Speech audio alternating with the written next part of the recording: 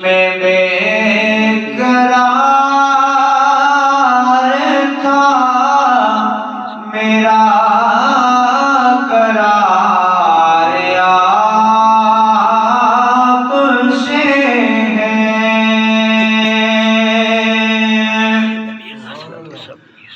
اور میں کیا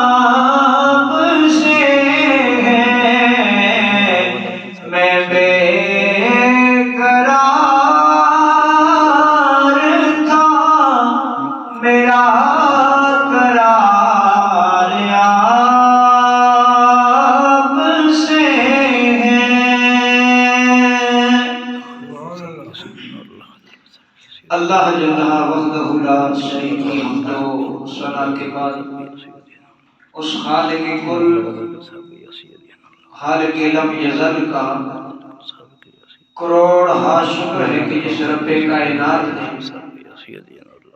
زندگی کے اندر پھر ایک دفعہ اپنے دربار میں حاضر ہو کر نماز جمعہ پڑھنے کی توفیق عطا فرمائی۔ لاکھوں کروڑوں درود نبی پاک علیہ السلام کی ذات مبارکہ کے اوپر کہ جن کے طفیل اللہ رب العالمین نے ہمیں انسان بنا کر اس سونے نبی کی امت سے پیدا فرمایا۔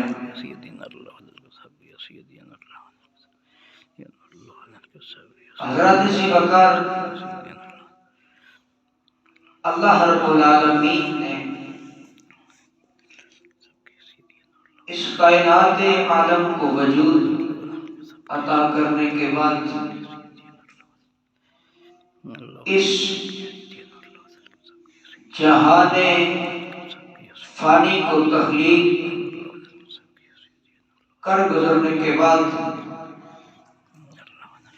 حضرت انسان کو اپنا نائب اپنا خلیفہ بنا کر اس روح زمین کے اوپر مبعوث فرمایا۔ پھر اس انسان کی رہنمائی کے لیے اللہ رب کائنات نے اپنے برگزیدہ پیغمبروں کا انتخاب فرمایا، جن میں سب سے آخری کڑی میرے اور آپ کے آقا کریم مدنی تاجدار سرور کائنات فخر موجودات فخر بنی آدم جناب محمد مصطفیٰ احمد مجتبیٰ صلی اللہ علیہ وسلم کو تخلیق فرما کر اور اس انسانیت کی رہنمائی کے لیے اپنا آخری نبی بنا کر مبعوث فرمایا۔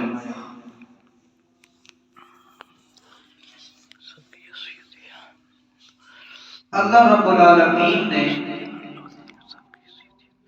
یہ سب کچھ کر گزرنے کے بعد جہاں انسان کو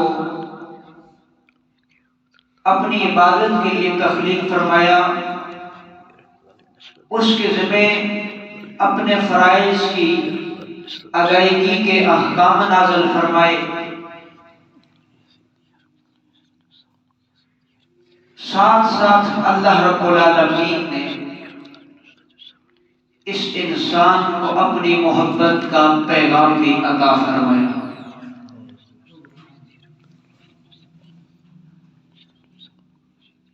خالق لم یزل نے اپنی لاریب کتاب کے اندر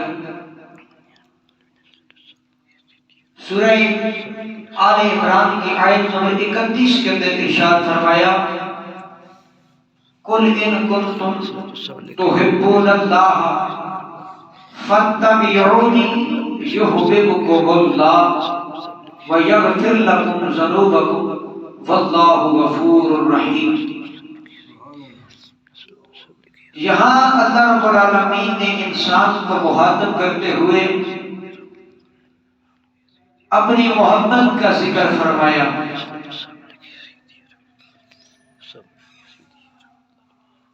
فرمایا کہ قل اے محبوب آپ فرما دیجئے ان کنتم تحبون اللہ، اگر یہ اللہ سے محبت کرنا چاہتے ہیں، اللہ کو دوست رکھنا چاہتے ہیں، فاتبعونی، پس ان کو کہو یہ تمہاری یعنی محبوب میری اتباع کریں، میرے فرما بردار ہو جائیں، یحببکم اللہ، اللہ بھی ان سے محبت کرے گا، اللہ بھی ان کو دوست بنا لے گا، وَيَغْفِرْ لَكُمْ ذُنُوبَكُمْ وَاللَّهُ غَفُورٌ رَحِيمٌ، اور اللہ تعالیٰ تمہارے گناہوں کو بخش دے گا۔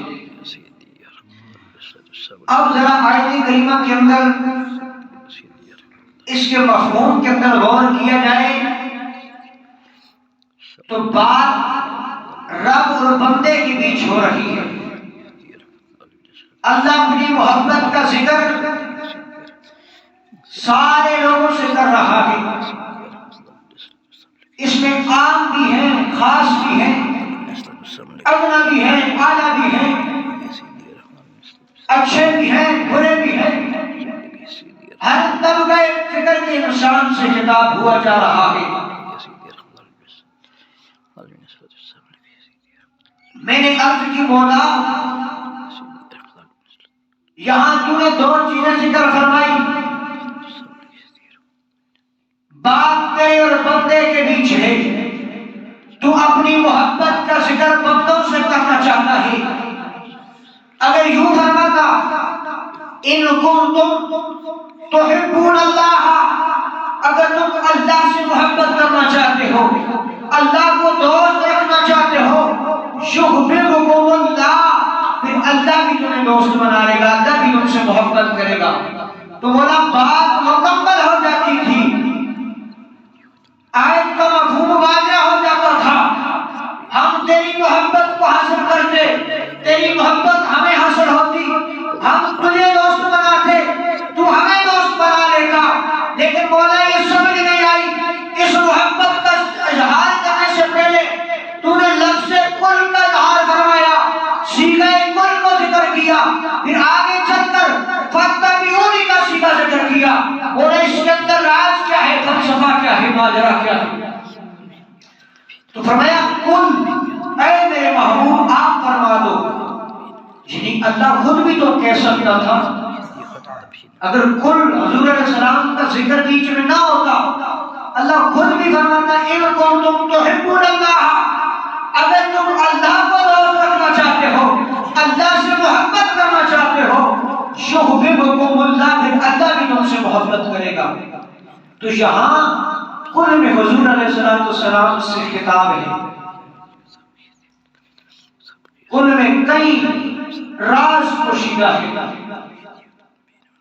اس کل میں رب کائنات اپنی وحدانیت، اپنی توحید کے ساتھ ساتھ اپنے نبی کی رسالت کا اعلان اور اظہار بھی کروا رہا ہے۔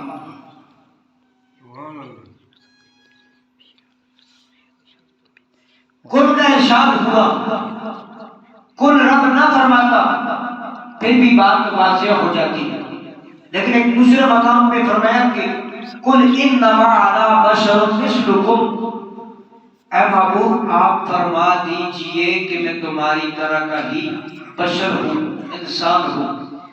اگر یہ ہوتا انما انا بشر مثلکم کہ بے شک میں تمہاری طرح کا بشر ہوں، میں اور آپ اگر حضور کو بشر کہیں تو ہم بشر نہیں کہہ سکتے ہیں، بلکہ حضور کے کہلانے سے، حضور کے کہہ گزرنے سے ہم بشر مانتے ہیں۔ اب کل اس لیے ذکر فرمایا کہا کہ میرا محبوب اپنی زبان رسالت سے فرما دے، پیغام میرا ہے، بات میری ہے، خطاب میں رب کر رہا ہوں، مخاطب بندوں کو کیا جا رہا ہے، لیکن بیچ میں فرمایا میرا محبوب جب اعلان کرے گا، میرا محبوب اپنی زبان رسالت سے کہے گا، اس بات کی تصدیق ہو جائے گی، اس بات پر مہر لگ جائے گی۔ آگے فرمایا فَاتَّبِعُونِ، پس میری اتباع کرو۔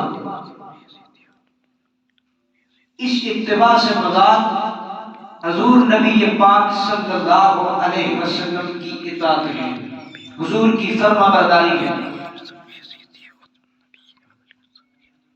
میں نے رب العالمین کی بارگاہ کے اندر جا کے عرض کی، حاضر میں سوال کیا کہ مولا اللہ پاک تیرے اور بندے کے بیچ ہو رہی ہے، رب العالمین تو اپنی محبت کا ذکر اپنے بندوں سے کر رہا ہے، اللہ کا تو ان کنتم تحبون اللہ یحببکم، اللہ فرماتا پھر بھی بات سمجھ آ جاتی، مفہوم واضح ہو جاتا، لیکن رب العالمین اے اللہ تو نے فاتبعونی کا صیغہ کیوں ذکر کیا؟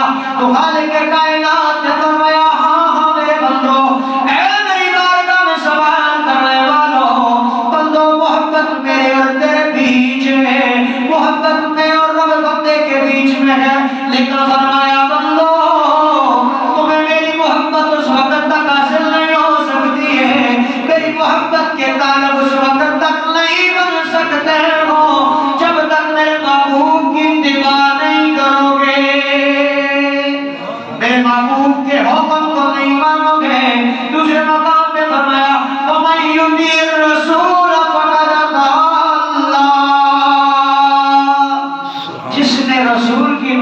رسول کے حکم کو مانا، گویا اس نے اللہ کے حکم کو مانا۔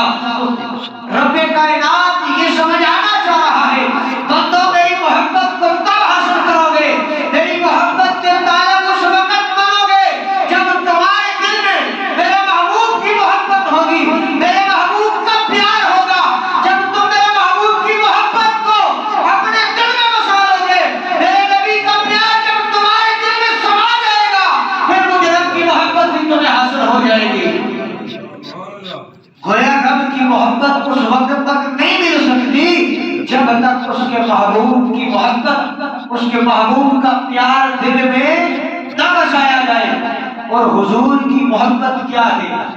یہ ہمارے ایمان کا حصہ ہے، ہمارے ایمان کی تکمیل ہے۔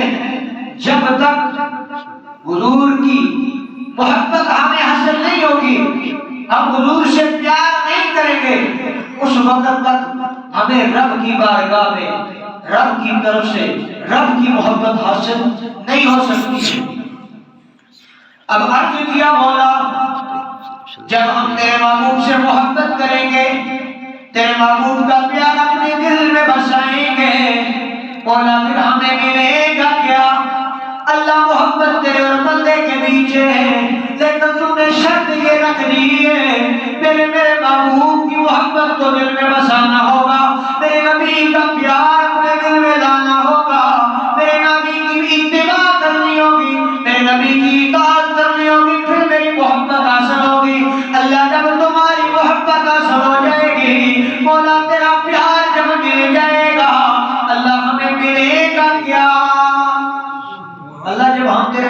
پیار کریں گے تو ہمیں ملے گا کیا؟ فرمایا دو انعام ملیں گے، یحببکم اللہ، پھر اللہ بھی تم سے محبت کرنے لگ جائے گا، اللہ بھی تمہیں اپنا دوست بنا لے گا۔ جب حضور کی محبت، حضور کی اطاعت کرو گے، حضور کا پیار دل میں بساؤ گے، اللہ کی محبت کے طالب بن جاؤ گے، رب کی محبت کو حاصل کرنے والے بن جاؤ گے۔ جب رب کی محبت تمہیں حاصل ہوگی پھر یحببکم اللہ، رب بھی تم سے محبت فرمائے گا۔ ایک تو اللہ بھی تم سے پیار کرے گا، اللہ بھی تم سے محبت کرے گا، دوسرا انعام کیا ہے؟ وَيَغْفِرْ لَكُمْ ذُنُوبَكُمْ، وہ تمہارے گناہوں کو، تمہارے اگلے پچھلے تمام گناہوں کو معاف کر دے گا۔ کس وجہ سے؟ فَتَّبِعُونِی کی وجہ سے، کہ جب اس کے محبوب کی محبت کو، اس کے محبوب کے پیار کو، حضور کی اطاعت کو جب اپنے اوپر لازم کر لیں گے پھر اللہ کی محبت بھی مل جائے گی اور رب تمہاری خطاؤں کو بھی معاف فرما دے گا۔ یہ حضور کی محبت کے دو انعام ہیں۔ حضور کی محبت ایمان کا حصہ ہے۔ میرے آقا کریم علیہ السلام بخاری کی حدیث حضرت انس رضی اللہ تعالیٰ عنہ روایت کرتے ہیں، صحیح بخاری کے اندر لکھا ہے نبی کریم علیہ السلام نے کیا فرمایا؟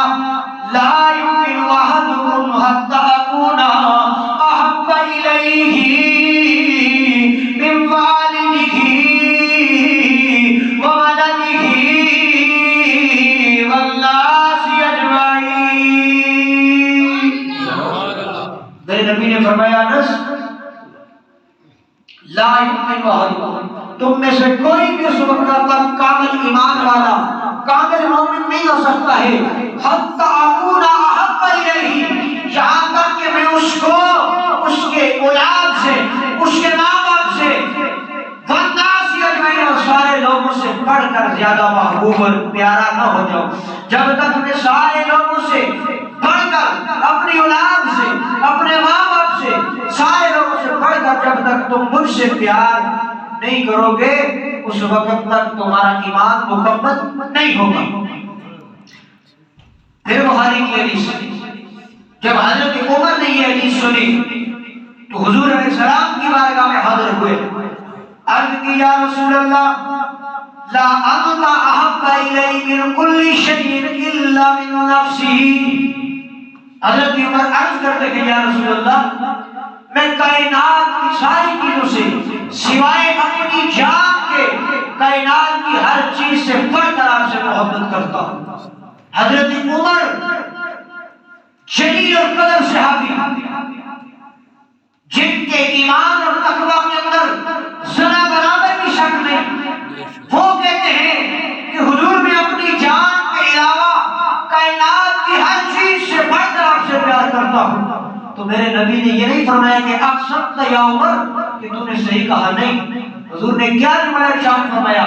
میرے نبی نے فرمایا لا والذی نفسی بیدہ حتی اکون احب الیک من نفسک، فرمایا لا اے عمر نہیں، والذی نفسی بیدہ، جس ذات کے قبضہ قدرت میں محمد کی جان ہے، مجھے اس رب کی عزت کی قسم ہے، حتی اکون احب الیک من نفسک، اے عمر جب تک میں تمہیں تمہاری جان سے، تمہارے نفس سے بڑھ کر پیارا نہ ہو جاؤں اس وقت تک تمہارا ایمان کامل نہیں ہو سکتا ہے، تم کامل مومن نہیں ہو سکتے ہو۔ اب حضرت عمر رضی اللہ تعالیٰ عنہ آگے کیا کرتے ہیں؟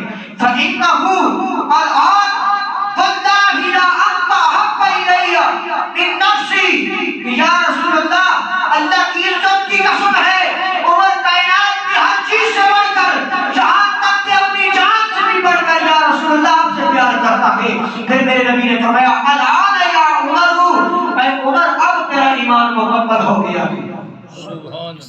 گویا ایمان کی تکمیل تب ہوگی جب حضور سے ہم کائنات کی ہر چیز سے بڑھ کر پیار کریں گے، ہر چیز سے بڑھ کر حضور سے محبت کریں گے۔ حضور کی فَتَّبِعُونِی، یہاں اللہ نے دو چیزیں فرما دی، ایک محبوب کی محبت اور دوسری محبوب کی اطاعت۔ محبت اور اطاعت ان کا مادہ ایک ہے لیکن دونوں کا مفہوم الگ ہے، دونوں کا مرکز الگ ہے۔ اطاعت اللہ کی بھی کی جاتی ہے، اس کے رسول کی بھی کی جاتی ہے، لیکن اتباع اللہ کی اتباع نہیں کی جاتی ہے۔ اطاعت کا مطلب ہوتا ہے حکم کو مان لینا، کسی کی بات کو تسلیم کر لینا، اور اتباع کسے کہتے ہیں؟ اتباع اس چیز کا نام ہے کہ جس کے دیکھا دیکھی، جس کے نقش قلم پہ چلتے ہوئے جس کی پیروی کی جائے، اس کے کاموں کو اپنایا جائے، اس کی سنتوں پہ عمل کیا جائے، اس چیز کا نام اتباع ہے۔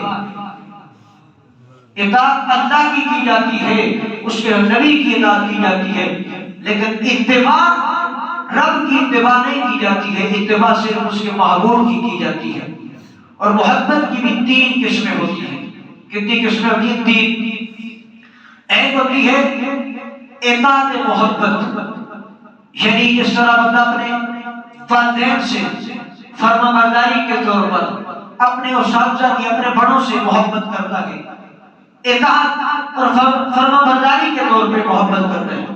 دوسری ہے اطاعت ڈر، اطاعت خوف، کسی کے خوف کی وجہ سے، کسی کے ڈر کی وجہ سے اس کی اطاعت کرنا، جیسے غلام کا اپنے آقا کی اطاعت کرنا، یعنی محکوم کا اپنے آقا کا حکم ماننا، جیسے ملازم کا اپنے مالک کا ڈر اور خوف رکھنا، اس وجہ سے اطاعت کرنا۔ یہ کیا ہے؟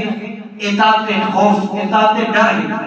اور تیسری ہے اطاعت لالچ، کوئی بندہ کسی کی پیروی اس لیے کرتا ہے، کسی کا حکم اس لیے مانتا ہے کہ اس کو اس سے کوئی غرض ہوتی ہے، کوئی لالچ ہوتی ہے، کوئی مطلب ہوتا ہے۔ جیسے نوکر اپنے آقا کی فرما برداری کرتا ہے اس لالچ کی وجہ سے کہ میرا مالک، میرا آقا مجھے نوازے گا، مجھے زیادہ دے گا۔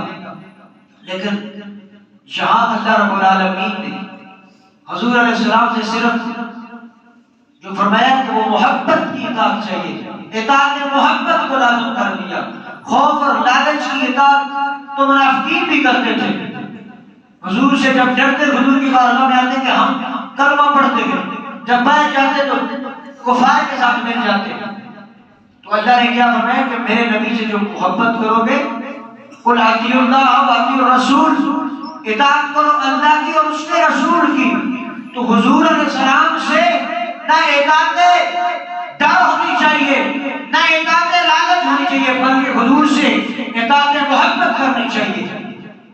اسی لیے اللہ نے فرمایا ان کنتم تحبون اللہ، اگر تم اللہ سے محبت کرتے ہو، اللہ سے دوستی کرنا چاہتے ہو، فاتبعونی، میرے محبوب کی اطاعت کرو، میرے محبوب سے پیار کرو، میرے محبوب کی سنتوں پہ چلو۔ جب تم یہ سب کچھ کر گزرو گے، پھر تمہیں میرے محبوب کی جب اطاعت ملے گی، پھر مجھے رب کی محبت بھی تمہیں حاصل ہو جائے گی۔ جب رب کی محبت حاصل ہو جائے گی، اللہ تم سے محبت کرنے لگ جائے گا۔ ایک انعام تو تمہیں یہ دے گا، دوسرا انعام تمہیں یہ عطا فرمائے گا، وَيَغْفِرْ لَكُمْ ذُنُوبَكُمْ، وہ تمہارے گناہوں کو، تمہاری غلطیوں کو معاف فرما دے گا۔ فرمایا نا وَلَوْ أَنَّهُمْ إِذْ ظَلَمُوا جَاءُوا أَنفُسَهُمْ، کہ جب تم اپنی جانوں پہ ظلم کر بیٹھو تو میرے محبوب کے دربار میں، میرے محبوب کے در پہ آ جاؤ، وہاں آ کر اپنے گناہوں کی معافی چاہو، اپنے گناہوں کی معافی طلب کرو تو میں تمہیں بخش دوں گا، تمہارے گناہ معاف فرما دوں گا۔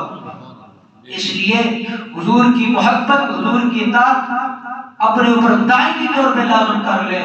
جب حضور کی محبت نہیں ملے گی، حضور کا پیار نہیں ہوگا، اس وقت تک کوئی بھی چیز، کوئی بھی۔ اور پھر آگے چل کے فرمایا کہ محبت کی بھی تین قسمیں ہیں، محبت ما عظمت، اور محبت ما برابری، اور محبت ما حقارت۔ ایک ہوتی ہے عظمت کی وجہ سے، جیسے اپنے والدین اور اساتذہ کی، ان سے محبت کرنا عظمت کی وجہ سے۔ ایک ہوتی ہے محبت ما برابری، جیسے اپنے دوست سے، اپنے ہم عمر سے محبت کرنا۔ پھر ایک ہے محبت ما حقارت، یعنی اپنے بچوں سے، اپنے چھوٹے بچوں سے محبت کرنا، اور اس گمان سے کہ یہ چھوٹا ہے۔ یہ محبت کی تین قسمیں، اور محبت کے تین درجے بھی ہیں۔ ایک درجہ ہے زبانی، دوسرا ہے جنانی یعنی دل سے، اور تیسرا ہے روحانی یعنی ایمان کے ساتھ۔ حضور علیہ السلام سے محض محبت زبانی نہیں کافی ہے، بلکہ روحانی دل کے ساتھ اور ایمان والی محبت جب حضور سے کریں گے تب ہمارا ایمان مکمل ہوگا، تب جا کے ہمیں حضور کی جب محبت نصیب ہوگی اس وقت پھر ہمیں رب کا قرب نصیب ہوگا۔ جب رب کا قرب نصیب ہو جائے گا پھر رب تمہیں اپنا دوست بنا لے گا، جب رب تمہیں دوست اپنا بنا لے گا پھر رب تم سے بھی محبت کرنے لگ جائے گا، پھر جب رب محبت کرنے لگ جائے گا پھر اللہ تمہیں ہر چیز سے بے نیاز کر دے گا، کائنات کی ہر چیز سے تمہیں دور کر دے گا، تمہیں کسی چیز کی حاجت نہیں رہے گی، پھر تم ارادہ کرو گے، تمنا کرو گے، رب کو تمہارا ارادہ اور تمنا کرنے کے فوراً تمہاری وہ تمنا تمہاری مراد کو پوری کر دے گا۔ اگر حضور سے حقیقی محبت کسی نے کی تو پھر تاریخ کے آئینے میں صحابہ سے بڑھ کر کسی نے میرے نبی سے محبت نہیں کی۔ حضور کی محبت کی جہاں بات آئی، جب صحابہ کو رب کا یہ پیغام ملا، اس آیت کا نزول ہوا تو اس وقت صحابہ نے اپنا سب کچھ حضور کے نام قربان کر دیا، یہاں تک کہ اپنی جانیں بھی حضور کی محبت میں قربان کر دی، اور کہا کہ ہماری سانسوں کے مالک بھی اللہ کے محبوب ہیں۔ حضرت عثمان غنی رضی اللہ تعالیٰ عنہ ایک دن کاشان مصطفیٰ پہ حاضر ہوئے، ملک سے باہر رہے، تاجر تھے، تجارت کیا کرتے تھے، کافی دنوں کے بعد واپس آئے، مسجد نبی میں حضور علیہ السلام کی معیت میں نماز پڑھی، دیکھا آج حضور کے چہرے پہ نکاہت ہے، کمزوری کے آثار ہیں، حضور کا چہرہ مرجھایا ہے۔ حضرت بلال سے پوچھا، بلال آج نبی کریم کا چہرہ بڑا افسردہ ہے، کیا ہوا ہے؟ بلال کہتے ہیں مجھے بھی نہیں پتا ہے، یہ آج سے نہیں، آج کئی دن ہو گئے کہ حضور کا چہرہ اسی طرح مرجھایا ہوا ہے۔ حضرت عثمان غنی حضرت بلال کو لے کر کاشان مصطفیٰ پہ حاضر ہوئے، دستک دی، اندر سے آواز آئی، کون؟ ام المومنین نے پوچھا کون آیا ہے؟ عرض کی اماں عثمان آیا ہوا۔ کہا کیسے آنا ہوا؟ عرض کی ام المومنین کافی دنوں کے بعد مدینے کے اندر واپس آیا ہوں، آج دیکھا ہے حضور کے پیچھے نماز پڑھی ہے تو حضور کے چہرے پہ نکاہت اور کمزوری کے آثار نظر آئے ہیں، کیا بات ہے؟ راوی کہتے ہیں طبقات ابن سعد کے اندر روایت کیا گیا ہے، لکھنے والے راوی کہتے ہیں جب حضرت عثمان غنی نے یہ پوچھا کہ اما حضور کے چہرے پہ کمزوری کیوں ہے تو ام المومنین فرماتی، جب اس بات کو بیان کرتے ہوئے جواب دیتی ہے تو راوی کہتے ہیں آپ کی ہچکی بن گئی اور رو کے عرض کرنے لگی، عمر آج 3 دن ہو گئے ہیں کونین کے والی نے کچھ کھایا پیا نہیں ہے سوائے پانی اور چند کھجوروں کے، حضور کے چہرے پہ اس وجہ سے کمزوری پڑی۔ حضرت عمر انہی قدموں پہ واپس گھر لوٹے، گھر سے ساز و سامان اٹھایا، مال اٹھایا، جب چلنے لگے نوکر آئے آ گئے کہ کون؟ عثمان غنی شہزادے ہیں، رئیس باپ کے بیٹے ہیں، شہادہ زندگی گزارنے والے ہیں، آج غلام نوکر جا کر گھر میں کئی نوکر رکھے ہوئے، عثمان غنی پانی کا پیالہ بھی کبھی نہیں اٹھاتے تھے، آج اپنے کاندھے پہ سامان لادا سودا اٹھایا لے کے جا رہے، غلام آئے آگے عرض کرنے لگے، اے آقا نوکر کس لیے ہیں؟ لائیے یہ بہت ہمیں دیجیے ہم اٹھا کر لے چلتے ہیں۔ حضرت عثمان غنی عرض کرنے لگے، کہا یہ کام تمہارا نہیں ہے، یہ عثمان کی ڈیوٹی ہے، عثمان خود ہی کرے گا۔ سارا سامان لے کے حضور کے کاشان اقدس پہ چلے گئے، اور حضرت عثمان غنی نے آٹا گوندا۔ حضرت ام المومنین فرماتی ہے حضرت عثمان غنی نے خدا آگ جلائی، آگ کس طرح جلاتے ہیں؟ فرماتے لکڑیاں گیلی، آگ جل نہیں رہی ہے، حضرت عثمان اپنا سر نیچے کر کے بھوکے مار کی آگ کو سلگاتے ہیں۔ ام المومنین فرماتی ہے میں پردے کے پیچھے سے چھپ کے یہ سارا منظر دیکھ رہی ہوں، دھواں نکلتا ہے، دھواں اٹھتا ہے تو میں کیا دیکھتی ہوں؟ عثمان نیچے ہو کے بھوکے مار رہے ہیں اور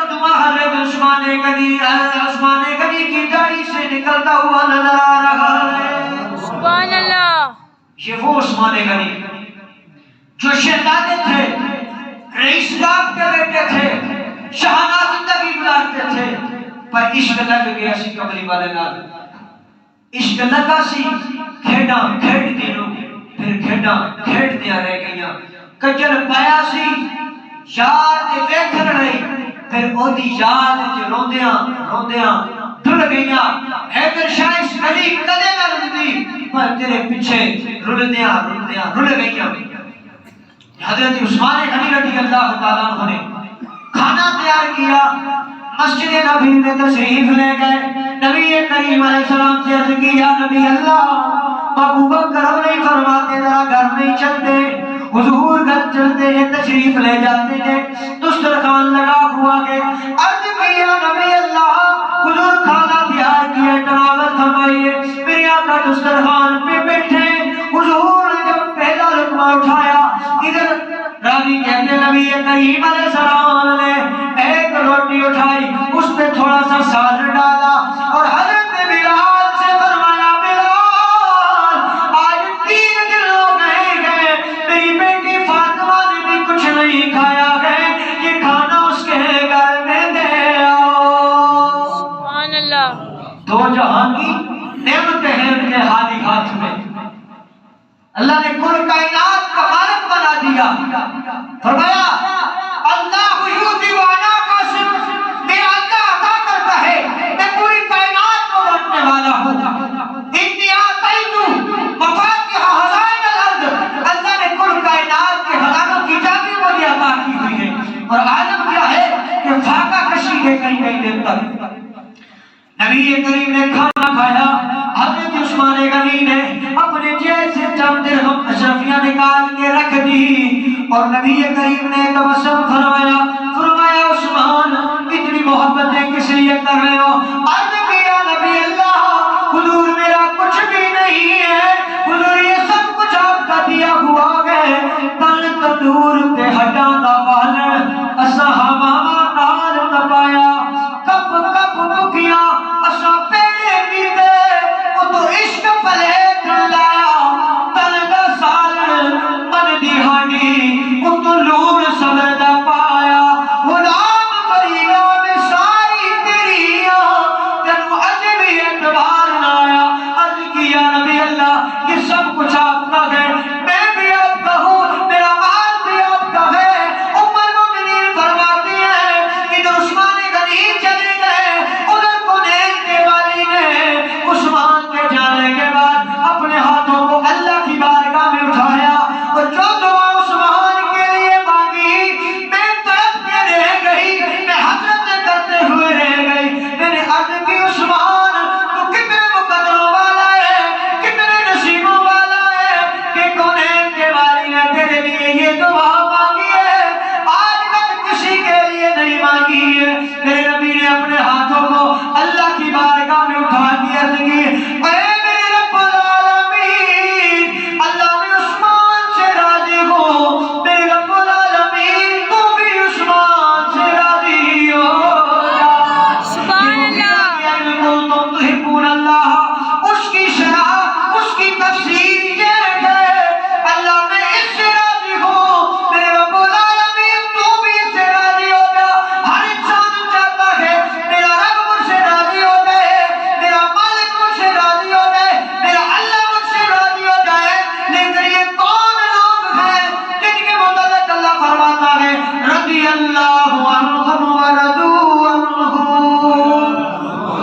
سبحان اللہ، میں ان سے راضی ہو گیا، یہ مجھ سے راضی ہو گئے۔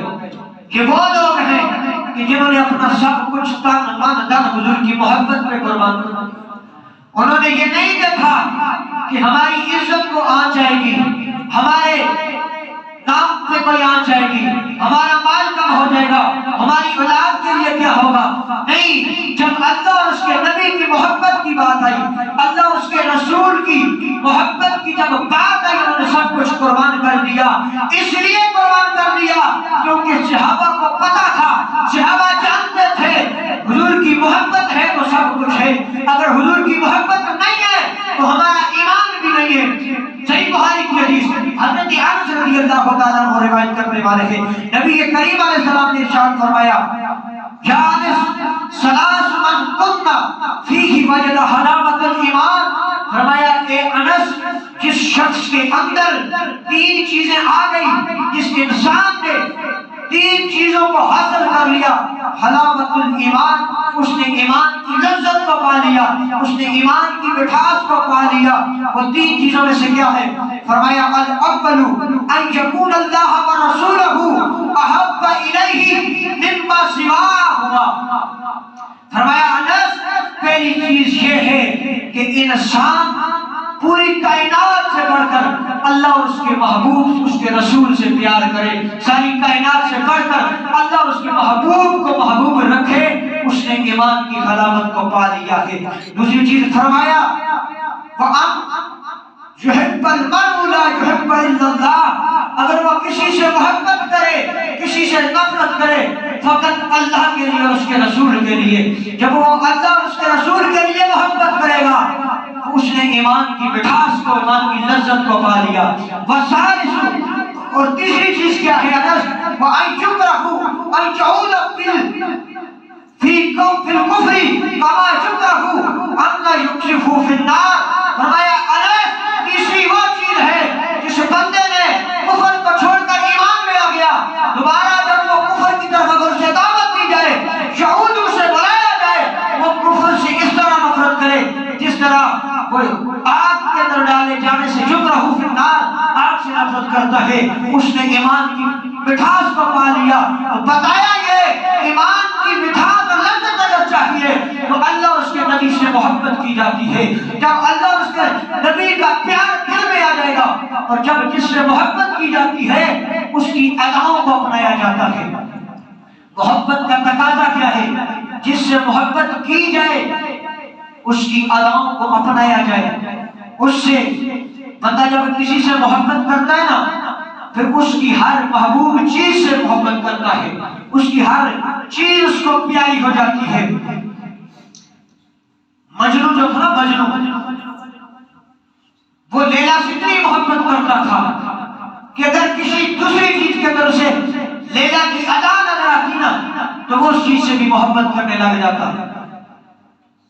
ایک عامری شاعر تھا، اس نے کہا کہ امرا علی دیار دیار لیلا اقبل ذل جلال وإذا الجلال، کہ یعنی مجنون جب لیلا کے دربار در و دیوار میں پہنچتا نا تو دیار میں پہنچ کر وہاں کے در و دیوار کو چومتا، ان چیزوں کو چومتا جن سے لیلا کی وابستگی ہوتی، ان کو محبت کرتا۔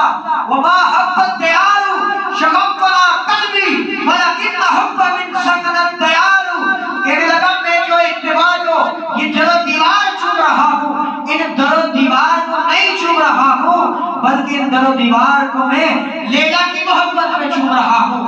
اگر آپ دنیا کا مجازی عشق کرنے والا ایک لیلا سے عشق کرتے ہوئے اس کے در و دیوار کو چوم کر محبت کر ہائے گئے، پھر محمد عربی کا کلمہ پڑھنے والا جس کے ایمان کی بنیادی محبت رسول ہے، جس کے ایمان کی تکمیلی محبت مصطفیٰ میں ہو، پھر بتائیں وہ نبی سے جب محبت کرنے والا، محبت کا دعویٰ رکھنے والا ہو، پھر اس کے اوپر تو بدر کا لازم ہے کہ اس نبی کی اداؤں کو اپنائے۔ میرے نبی نے فرمایا الصلاۃ قرۃ عینی، نماز میری آنکھوں کی ٹھنڈک ہے۔